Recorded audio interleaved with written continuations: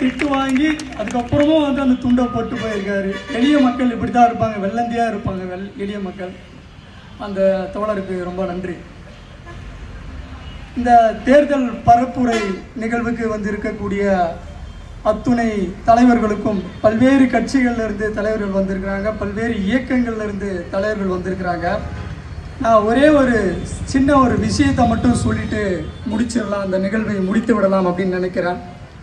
2007 நான் +2 முடிச்சுட்டு கல்லூரியில் போய் சேர்றேன். அப்போல்லாம் கல்லூரியில் சேர்வதற்கு மாதம் வந்து இலவச பஸ் கட்டணம் கிடையாது, ஃப்ரீ பாஸ் கிடையாது. எங்கள் ஊருக்கும் கல்லூரிக்கும் வந்து கிட்டத்தட்ட ஒரு 35 கிலோமீட்டர் இருக்கும். அதுக்கு என்ன பண்ணுவாங்கன்னா, அரை கட்டணத்தில் போய் நம்ம டிக்கெட் எடுக்கணும். அதாவது எனக்கு மாதத்துக்கு வந்து 170 ரூபாய் தேவைப்பட்டுச்சு. அன்னைக்கு மாதத்துக்கு 170 ரூபாய் கட்ட முடியல அப்படின்றதுக்காக கல்லூரியை விட்டு நின்றுடலாம் அப்படின்னு முடிவு பண்ணிட்டேன். நான் கல்லூரியை விட்டு நின்றுடலாம்னு முடிவு பண்ண அடுத்த வாரம் தான் முத்தமிழ் அறிஞர் கலைஞர் ஒரு அறிவிப்பை செய்தார்.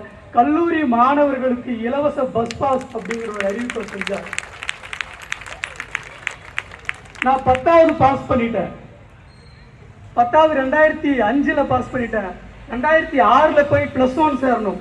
2006-7 படிச்சவங்களுக்கு தெரியும், அப்பெல்லாம் +1 +2க்கு வந்து இலவச புத்தகம் கிடையாது. 10வது வரைக்கும் இலவச புத்தகம் உண்டு. 11வதுக்கும் 12வதுக்கும் நம்மளே வாங்கி படிக்கணும். அப்படி 11வதுக்கும் 12வதுக்கும் முதல்ல புத்தகத்தை இலவசமாக கொடுத்ததும் அதே கலைஞர் தான். எங்க வீட்டுக்கு டிவி அப்படின்னு வந்த முதல் டிவி கலைஞர் ஐயா கொடுத்த அந்த வண்ண தொலைக்காட்சி பெட்டி தான். அதுக்கு முன்னாடி டிவியே கிடையாது. அந்த டிவி வந்ததுக்கு அப்புறமும் எங்க வீட்டுல கரண்ட் கிடையாது. கிட்டத்தட்ட 6 மாசம் கிடப்பிலேயே இருந்த அந்த டிவி அதே கலைஞர் ஆட்சியில ஒன் சர்வீஸ்னு ஒண்ணு கொடுத்து அந்த டிவியை ஓட வச்சாரு. இப்ப நான் PhD படிக்கிறேன். எங்க வீடு ரொம்ப வசதியாவே இருக்கு, பரவாயில்ல. இப்ப நாங்க நல்லாவே இருக்கிறோம். நானும் தம்பி நல்லா சம்பாதிக்கிறோம்.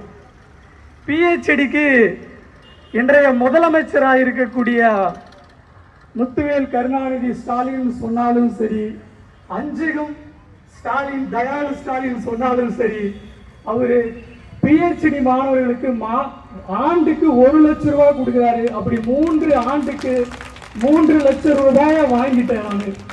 ஆக இப்படி மாணவர்களுக்கு பார்த்து அவர்களுக்கு என்ன செய்தால் அவர்கள் படிப்பார்கள், என்ன செய்தால் இந்த பெண்கள் படிப்பார்கள் என்று செய்யக்கூடிய இந்த திராவிட மாடல் ஆட்சி நிகழ்ந்து கொண்டிருக்கக்கூடிய கலைஞர் ஐயாவின் வழியில் இருக்கக்கூடிய தளபதி ஸ்டாலின் அவர்கள் ஆட்சி செய்யக்கூடிய அந்த திமுகவுக்கு மட்டும்தான் நாம் வாக்களிக்க வேண்டும். எளிய மக்கள் அவர்களுக்குத்தான் வாக்களிப்பார்கள்.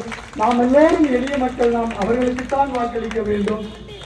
இந்த நிகழ்வுக்கு வந்து இவ்வளவு நேரம் அமைதியாகவும் சிறப்பாகவும் அமர்ந்து கேட்டுக்கொண்டிருந்த தோழர்கள் அத்தனை பேருக்கும் நன்றி.